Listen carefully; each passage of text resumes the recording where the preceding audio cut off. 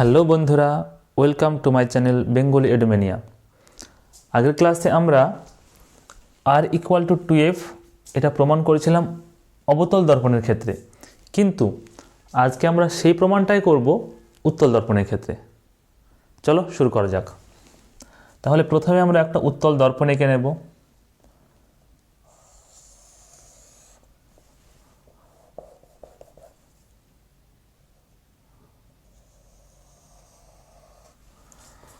চলো,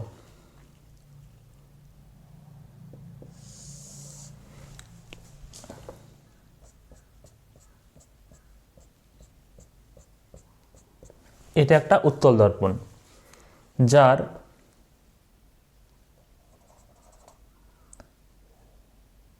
সি হলো বক্রতা কেন্দ্র, এফ হলো ফোকাস, মুখ্য ফোকাস। দর্পণটার নাম দিলাম আমরা এম ড্যাশ। ও হলো মেরু।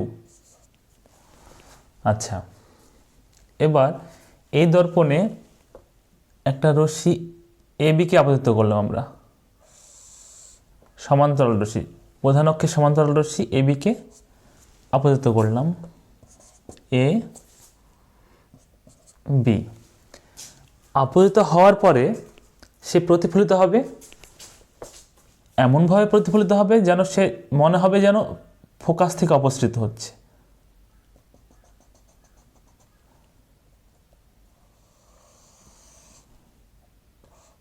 এই দিকে প্রতিফলিত হবে। প্রধান অক্ষের সমান্তরাল রশ্মি এ বি আপতিত হলো বি বিন্দুতে এবং প্রতিফলনের পর বিডি পথে নির্গত হলো, যেটা প্রতিফলিত রশ্মিটা যেন ফোকাস বিন্দু থেকে অপসৃত হচ্ছে বলে মনে হচ্ছে, তাই তো?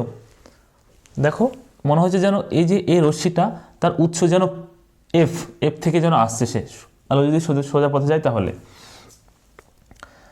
তো এবার আমরা কি করব, এই বিসি যোগ করে দিচ্ছি আমরা, বিসি যোগ করে দিলাম। চলো শুরু করা যাক।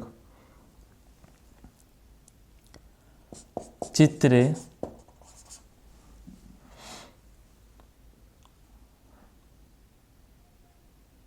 ও কমা এফ কমা সি হলো যথাক্রমে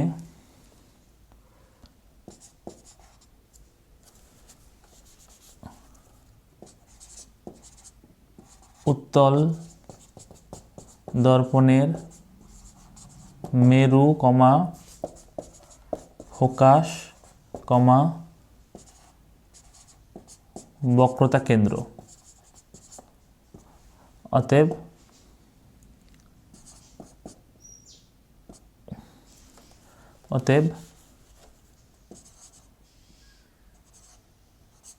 বক্রতা ব্যাসার্ধ equal to OF OC equal to R. অতএব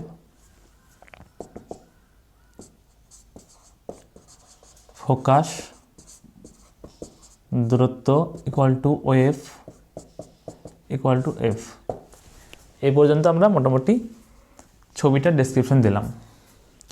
এক্ষেত্রে আর একটা লাইন তোমরা লিখে নিতে পারো যে প্রধান অক্ষের সমান্তরাল রশ্মি এ বি দর্পণের বি বিন্দুতে আপতিত হয়ে প্রতিফলনের পর বিডি পথে নির্গত হয়েছে, যা মুখ্য ফোকাস এফ থেকে অপসৃত হচ্ছে বলে মনে হচ্ছে।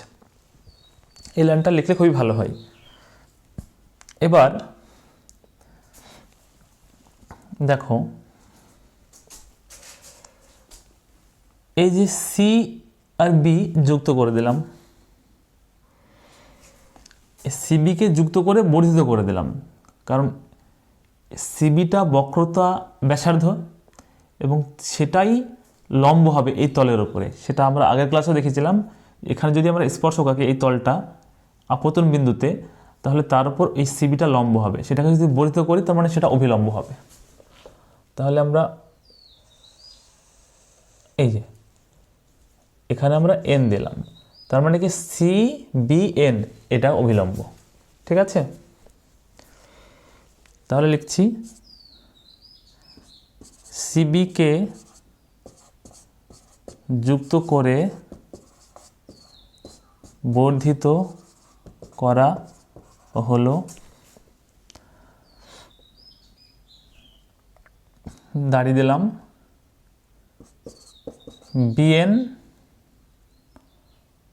অভিলম্ব।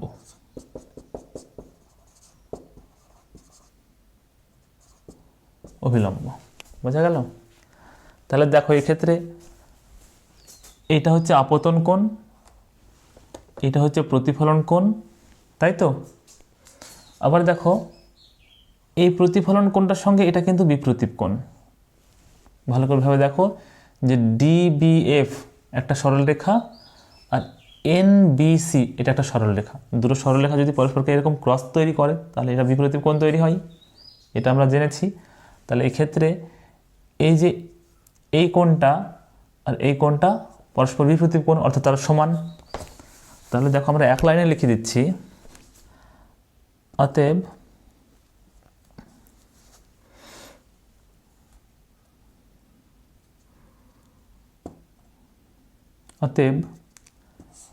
কোণ ABN ইকুয়াল টু কোণ DBN ইকুয়াল টু কোণ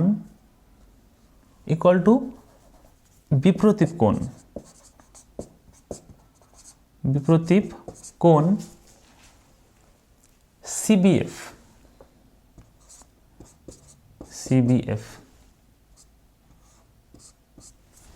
দেখো বুঝতে পারছো না, একসঙ্গে এটার সঙ্গে এটা সমান, কেননা আপতন কোণ ইকুয়াল টু প্রতিফলন কোণ, তার সঙ্গে এটা সমান কারণ বিপ্রতীপ কোণ।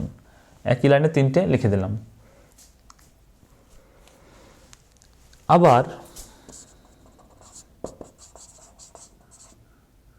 আবার AB সমান্তরাল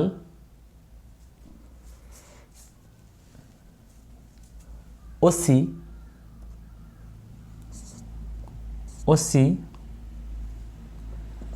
এবং NBC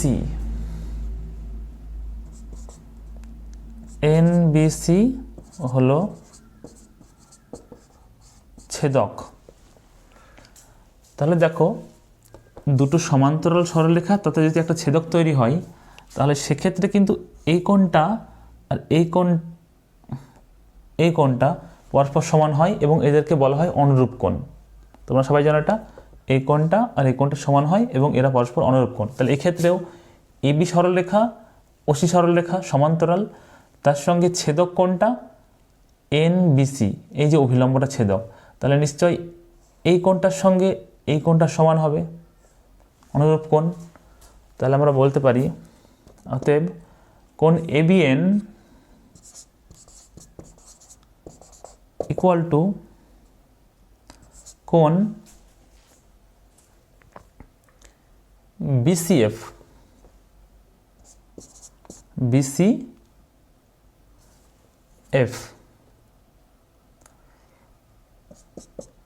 ব্র্যাকেট লেখো অনুরূপ কোণ।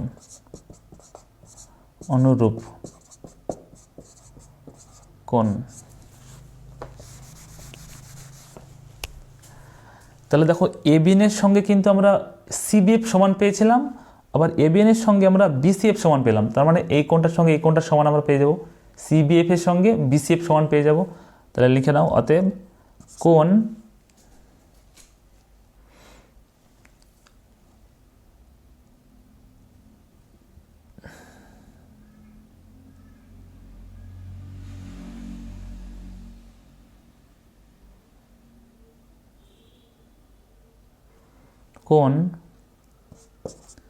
BCF ইকুয়াল টু কোণ CBF।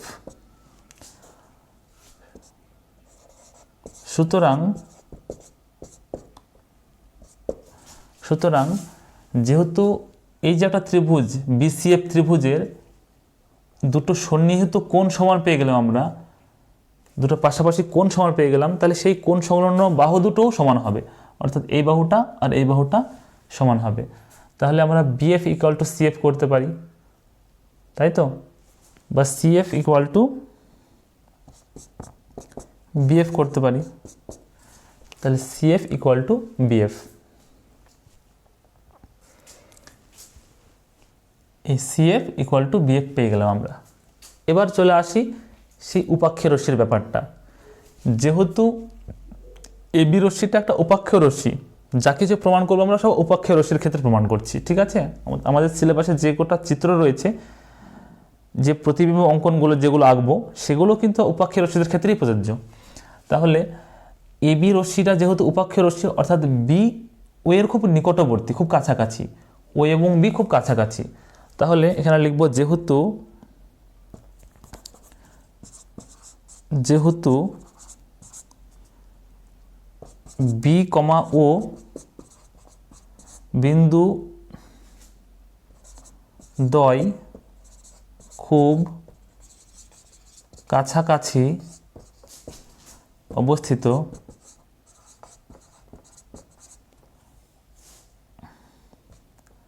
অতএব এখানে কি বলছে সিএফ ইজিক্যাল টু বিএফ। তাহলে বিএফ ইজিক্যাল টু ওএফ করে দিতে পারি, অতএব বিএফ ইকুয়াল টু ওএফ, এটার সাথে এটা সমান। তাহলে তুলনা করে আমরা কি পাচ্ছি, অতএব OF equal to CF, OF equal to CF. তার মানে আমরা লিখতে পারি অতএব OF equal to half of OC, OF equal to half of OC, বা F equal to half of R, বা আর ইকুয়াল টু 2f। এটাই আমরা প্রমাণ করতে চেয়েছিলাম এবং এটা প্রমাণ হয়ে গেল। আশা করি সবাই বুঝতে পেরেছ। তো আমরা আগের ক্লাসে আর ইজিক্যাল টু 2fটা প্রমাণ করেছিলাম অবতল দর্পণের ক্ষেত্রে, আজকে আমরা উত্তল দর্পণের ক্ষেত্রে প্রমাণ করলাম।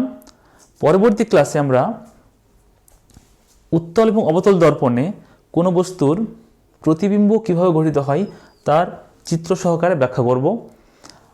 আজকের জন্য এই পর্যন্তই। সবাই ভালো থাকবে, সুস্থ থাকবে, ধন্যবাদ।